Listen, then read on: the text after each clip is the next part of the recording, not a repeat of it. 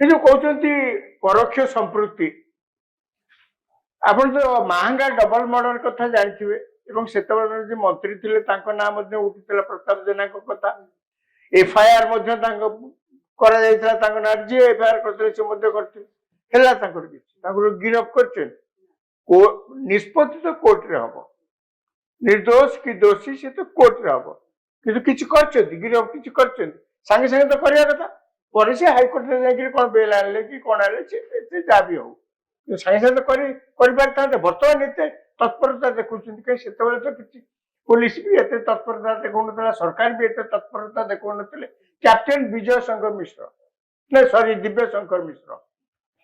से जो कलाहांड जो घटना ना उठा कि नहीं ना खाली तो उठी नाला ये महंगा कथार जमती कथार सेमती राज्य सारा प्रतिवाद धारणा केते कौन होता तो कहीं गिरफ कराई ना पुणी एत कथा तो होता प्राइमा फासी ना अभियोग तो थिला ना आप तो कहींपारे शून्य आसिक कि अभियोग कर प्राइमा फासी थिला ताले जदि सेठी एते आपण चुप थे किछि करू नथिले सेतबेला सरकार बा सेतबेला सरकारी अफसर मध्ये कहीं सेतबेले मुंड खेलौ नथिले ताको लोक माड़ खाइले भी एबे हठात आपण कहीं चिंता चिंता रे एबे आपण कहीं बाहर पड़छि मु सेही कथा आपन को पचारछि हां मु सेही कहै मु आसुछि से 10 सेकंड सार दोछि तार कारण होला जा मु कहली सेते भय रे थिले वर्तमान ए बीजेपी सरकार मोहन माझी को सरकार आसला पड़े एक स्वीकार करने को पड़ो शत्रु हेले भी स्वीकार करने को पड़ो जे यही सरकार समय से जो भय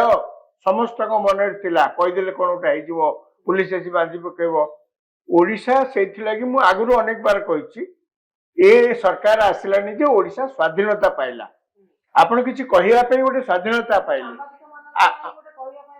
खाली सांबादिक नुहति सरकारी अफसर माने कही पार नथिले ना तेणु ये जो स्वाधीनता आपन को मिली आप व्यवहार कर आज सरकार को काठगड़ा भितर जी आपन को स्वाधीनता आप काठगड़ा भितर ठिया कर आसतु सरकार पाखक सरल कथा कहले आपण से काम कले बदनाम खातार ना लिखेले आपण जगन्नाथ प्रधान को काली राति जो गिरफ कले आपण जुक्ति कौन पुलिस जुक्ति जे प्राइमा फासी विरुद्ध रे आम पाखे किसी प्रमाण अच्छी से प्रमाण कोर्ट रे स्टैंड करिवो न करिवो तो पर कथा प्राइमा फासी का विरुद्ध रे किछि थिले प्राथमिक तदंत रु आमे जा देखिलु ताकर संपृक्ति बाबद रे सेजमे आमे ताऊ गिरफ करछु या तो कथा आउ कोन के एही कामडा 12 घंटा आगु कहीं करलेनी पुलिस की कौन से लोककर एमतिया घटना रे प्राइमा फासी संपृक्ति अछि ना नहीं कहउछंदी 12 घंटा आगु काहे की कलेनी सरकार जो कामटा कले सेटा 12 घंटा आगु परिवार थिला एति पई कोनोसी समान दलर राजनेता कर किछि प्रेशर थिला कि कासे अटके पे चेष्टा करथिले कि करथिले दल मध्ये लाभा नहीं तांता सरकार भी लाभा नहीं बर्तमान सब काम कले बदनाम मुंडेले कोन दुखाइबल सर अपन जदी कहउछदी दलर काहार प्रेशर थिला कि जे कि चेष्टा करूथिले जगन्नाथ प्रधान अरेस्ट न होदु सेति पई गोटे प्रयास थिला जा फल रे से जते बळे देखिले ओए संग एकदम रडी बसिचंदी सेति पई से बाध्य होई कि अरेस्ट होबा तांको थय होला होय तो सेटा हेई पारे किंतु जा हेची भलो हेची कारण विलंबे कार्य सिद्धि विलंब हो पछके किंतु मु जो केसो पूर्व कहूली आपण एई जो महंगा कथा कहले सेठी नुआपड़ा रे दिव्य शंकर मिश्र कथा कहले यही बड़ी घटना सबू बिजु जनता दल बेले घटी थिला बोली बिजु जनता दल हारिगला माने एटा गोटे सरकार पई गोटे गुड साइन अरेस्ट करचोंदी भलो सरकार को भल निश्चित भाव में कहीं सरकार आ द्वारा लाभा नहीं अंत कई सरकार को कही पारिबेनी जे एभली गोटे घटना हैला एते पाटन हैला सरकार देखला सबको चापी देले कहीं शासक दल नेता बोली बर्तमान तो से कथा कहीं कही पारिबे नहीं मोर केवल कहवा कथा जे पब्लिक परसेप्शन गोटे पॉलिटिकल पार्टी तो बचे गोटे सरकार भी बचे ना जेमती आप आज्ञा कहते जे एत कथा हैला बोली कि सरकार घोड़े चेष्टा कले बोली आज हारले आज्ञा ବର୍ତ୍ତମାନ ଅନ୍ତତଃ ଯେତିକି ଲୋକ ବି କହୁଛନ୍ତି ଯେ କାହିଁକି ଆପଣ 12 ଘଣ୍ଟା ଆଗରୁ କଲେନି ସେ କାମ କଲେ, କାହିଁକି ଅନ୍ୟମାନଙ୍କୁ ସୁଯୋଗ ଦେଲେ ଏ ପ୍ରକାର ହୋ ହଲ୍ଲା କରିବା ପାଇଁ, ଯେତେବେଳେ କି ତାଙ୍କର ନିଜର ଟ୍ରାକ୍ ରେକର୍ଡ ଆଠୁ ଖରାପ, ପ୍ରବଳ ମାତ୍ରାରେ ଖରାପ। ସେଇମାନେ ବର୍ତ୍ତମାନ ଭଦ୍ରଲୋକି ସାଜିକିରି ବର୍ତ୍ତମାନ ଆସିକିରି କହୁଛନ୍ତି ଯେ କାହିଁ ୟାଙ୍କୁ ଗିରଫ କରାନଯିବ ବୋଲିକିରି। ଠିକ ଅଛି, ପ୍ରାଇମା ଫାସି ଯେକୌଣସି ଲୋକ ବି କହିବ ଯେ ହଁ ତାଙ୍କର କିଛି ସମ୍ପୃକ୍ତି ଅଛି, ତେଣୁ ଆପଣ ତାଙ୍କୁ ଯେତିକି କରିଛନ୍ତି ସୁନାମ ପାଇଛନ୍ତି। କେ ଆପଣ କାଲି ସକାଳେ ଆଙ୍ଗୁଠି ଦେଖି କହିପାରିବନି ଯେ ଦୁର୍ନୀତିକୁ ଅପରାଧକୁ ଆପଣ ଘୋଡେଇଲେ ବୋଲି। କିନ୍ତୁ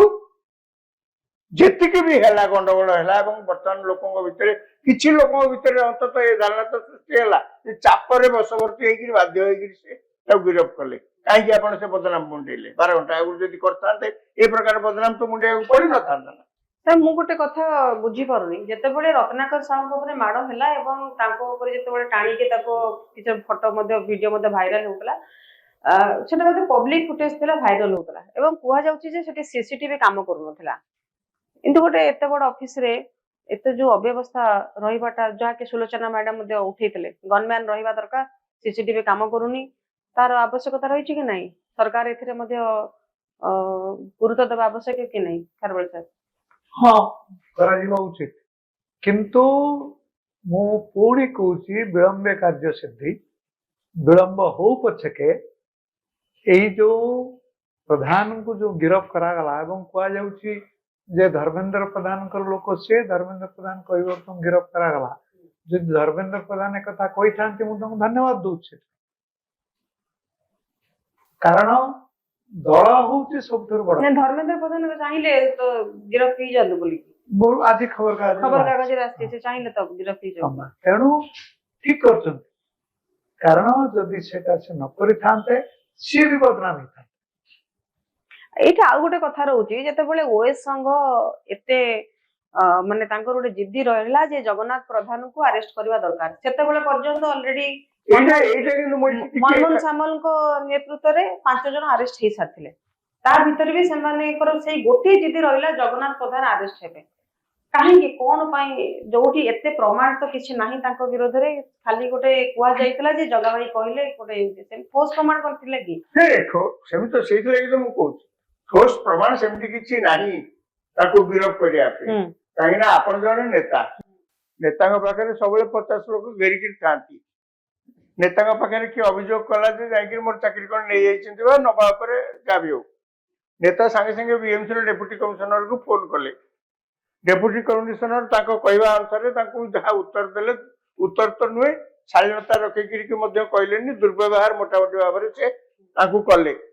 ଏଇ କଥା ଏଠି ଯୋଉମାନେ ସବୁ ଉପସ୍ଥିତ ଥିଲେ ନେତା କଥା ହଉଥିଲା ବେଳେ,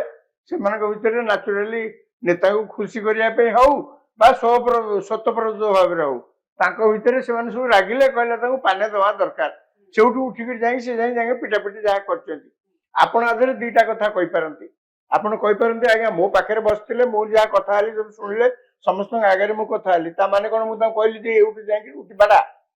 ମୁଁ ତ ଏ କଥା କହିନି ନା। ମୋ ପାଖରେ କେତେ ଲୋକ ବସୁଛନ୍ତି, ସେ ପୁଣି ଉଠିକିରି ଯାଉଛନ୍ତି, କିଛି ଲୋକ ପୁଣି କିଛି ଲୋକ ଆସୁଛନ୍ତି, ଆଉ କିଏ ତା ଦେହରେ ବସିଥିଲେ, କିଏ ଶୁଣୁଥିଲେ, ସେମାନେ ଉଠିକି ଯାଇ କାହାକୁ ବାଡେଇଲେ, କଣ ମୁଁ ଦାୟୀ ସେଥିପାଇଁ? 1 2ରେ ଏ କଥା ମଧ୍ୟ ହେଇପାରେ, ନେତାଙ୍କ ପାଖରେ ଯିଏ ବସିଥିବେ ସେ କହିଲେ ଆଜ୍ଞା ଏମିତି ଯେ କହିଲା ସେମିତି କହିଲା, ନା ଯାହା ତାକୁ ପାନେ ଦିଅ, ଏ କଥା ମଧ୍ୟ ହେଇପାରେ। ମାନେ ଦିଟା ପସିବିଲିଟି ହେଇପାରେ।